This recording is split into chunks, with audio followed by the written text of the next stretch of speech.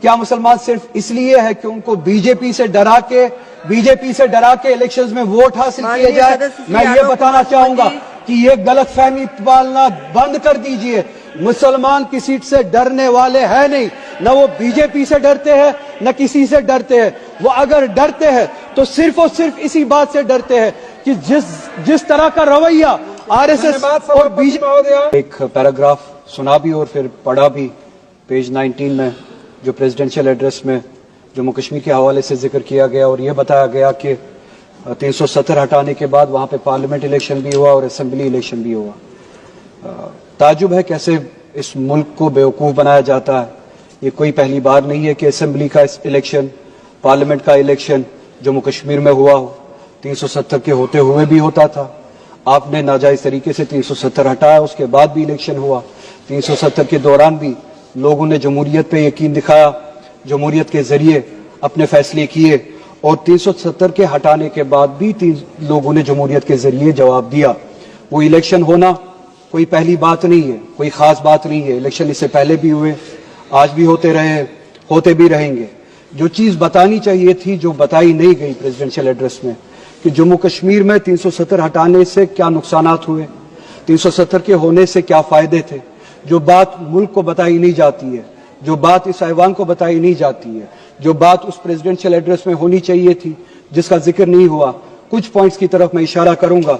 जो बात होनी चाहिए थी, हकीकत ये थी कि ह्यूमन डेवलपमेंट इंडेक्स अगर आप उठा के देखें 370 के होते हुए और 370 के बाद, 370 के होते हुए जम्मू कश्मीर कोई पिछड़ा राष्ट्र, पिछड़ा हुआ राज्य नहीं था, पसमानदा रियासत नहीं थी। 370 के होते हुए HDI के इंडेक्स पे, ह्यूमन डेवलपमेंट इंडेक्स पे जम्मू कश्मीर का शुमार 6ठे रियासत का होता था। अगर आप कंपेयर करें उन रियासतों से जहां पे बीजेपी गवर्न करती है, बिलखुसूस आपकी मखसूस और खास रियासत गुजरात, जहां पे जम्मू कश्मीर का ह्यूमन डेवलपमेंट इंडेक्स 370 के होते हुए जम्मू कश्मीर का 0.712 था, वहीं पे गुजरात का वहां से ज्यादा कम था, जो कि 0.677 में था। हरियाणा का जम्मू कश्मीर से कम था, 0.702 पे। उत्तर प्रदेश का उससे भी कम था, 0.596 पे। मध्य प्रदेश का जम्मू कश्मीर से बहुत ज्यादा कम था, 0.606 पे। बिहार का 0.76 पे। काश उस तरफ तवज्जो दी होती। जम्मू कश्मीर पे जो तोहमतें लगाते हो, जो जबकि हकीकत कुछ और है। 370 के होते हुए जम्मू कश्मीर इन सब रियासतों से, जिसमें आपकी गुजरात भी शामिल है, बहुत ज्यादा बेहतर थी। पॉवर्टी राइट 370 के होते हुए, जिसका जिक्र यहाँ पे नहीं हुआ, जो बताया जाना चाहिए था।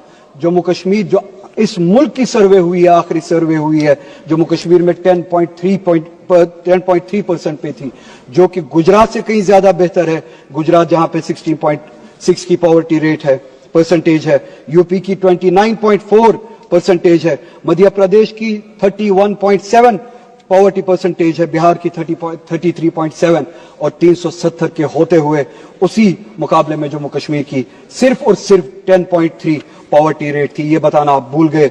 इस मुल्क को आप बेवकूफ बनाते हैं, इस मुल्क को आप मिसलीड करते हैं। लाइफ एक्सपेक्टेंसी पे बात करें, 370 के होते हुए आपकी जो सर्वे हुई है इस मुल्क में 2009 से लेकर 2016 तक, अगर आप कंपैरिजन करें, जम्मू कश्मीर में लाइफ एक्सपेक्टेंसी की जो रेट थी वो उम्र बन चुकी थी 73.5, गुजरात की उससे कम थी 68.7, यानी जम्मू कश्मीर में लाइफ एक्सपेक्टेंसी ज्यादा थी गुजरात से। हरियाणा में 69.4, यूपी में 60.3, मध्य प्रदेश में 60.2, बिहार में 68, और इस सब के मुकाबले में इन सबसे ज्यादा कश्मीर में थी 73.5। एजुकेशन के हवाले से आप बात करें, एक ही इंडिकेटर की मैं बात करता हूं, gross enrolment ratio for higher education. जो हायर एजुकेशन में लोग दाखिला लेते थे, एनरोल करते थे, जम्मू कश्मीर में इन सब रियासतों से ज्यादा थी 370 के होते हुए। 370 के होते हुए 30.9% थी जम्मू कश्मीर में, और गुजरात की उसी मुकाबले में बहुत ज्यादा कम थी 20.4। यानी कि जम्मू कश्मीर में 370 के होते हुए हायर एजुकेशन में 31% परसेंटेज जो है आबादी की जाती थी, और गुजरात में उससे बहुत ज्यादा कम 20% जाती थी। हरियाणा में 29.4%, यूपी में 25.8%, मध्य प्रदेश में 22.6%, बिहार में सिर्फ और सिर्फ 14%। ये है हालत जो कश्मीर की थी, जिस राह पे ये कश्मीर था। इनकम की अगर बात करें, मैं ज्यादा इंडेक्सेस में जाऊंगा नहीं। पॉवर्टी की मैंने बात की, जम्मू कश्मीर गुजरात से भी बेहतर था, हरियाणा से भी बेहतर था, यूपी से भी बेहतर था, मध्य प्रदेश से भी बेहतर था, बिहार से भी बेहतर था। सिर्फ 2 मिनट चाहिए मैडम चेयरपर्सन, मैं कंक्लूड करूंगा, मुझे पता है मेरे पास वक्त ज्यादा नहीं है। पोस्ट एब्रोगेशन का डाटा, एक ही इंडिकेटर उठाते, ये सारे इंडिकेटर्स 370 के होते हुए जो यहाँ पे बताया नहीं गया, पोस्ट एब्रोगेशन का इंडिकेटर एक ही अगर उठाए, एम्प्लॉयमेंट का, चूंकि मेरे पास वक्त नहीं है, उसी रियासत में जहां पे ये इंडिकेटर्स थे, आज एम्प्लॉयमेंट जो रेट है वो 32% पे पहुंची है। पहली बार हमने देखा है। यह 370 हटाने का नतीजा। 370 हटाने के बाद यह बताया गया, मुल्क को बेवकूफ बनाने की कोशिश की गई कि इलेक्शंस हुए। इलेक्शंस उससे पहले भी होते थे। यह नहीं बताया कि इलेक्शंस के जरिए लोगों ने वहां पे क्या पैगाम दिया। इलेक्शंस के जरिए पैगाम दिया, असेंबली में रेजोल्यूशन पास हुआ, न सिर्फ 370 बल्कि कॉन्स्टिट्यूशन के जरिए इस रियासत को, जम्मू कश्मीर को, जो 1953 से पहले जो स्टेटस मिला था, असेंबली ने वो रेजोल्यूशन पास किया कि हमें तब तक ये स्टेटस कबूल नहीं है जब तक वो स्टेटस बहाल ना किया जाए। असेंबली के जरिए हालांकि मेरी वो ख्वाहिश नहीं है सिर्फ स्टेटहुड बहाल किया जाए यहाँ पे, मगर असेंबली के जरिए, और बहुत सारे लोग, सिर्फ 1 मिनट मैडम, सिर्फ 1 मिनट, बहुत सारे लोग आपके उन वादों पे उम्मीद लगाए हैं कि आपने यहाँ पे चलिए स्टेटहुड की बहाली के हवाले से वादे किए हैं, सुप्रीम कोर्ट में वादे किए हैं, वो वादे आप कब पूरा करेंगे और रेजोल्यूशन पे अमल कब करेंगे।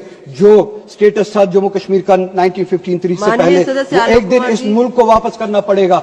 और आखिर में मैडम, पूरे मुल्क में जो मुसलमानों की हालत है, मैडम कंप्लीट करिए प्लीज। सिर्फ 1 मिनट कंक्लूड करूंगा।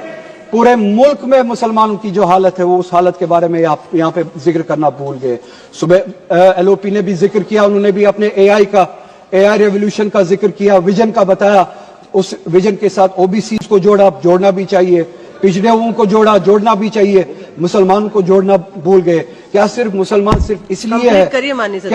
सिर्फ इसलिए है 30 सेकेंड आप गिनिए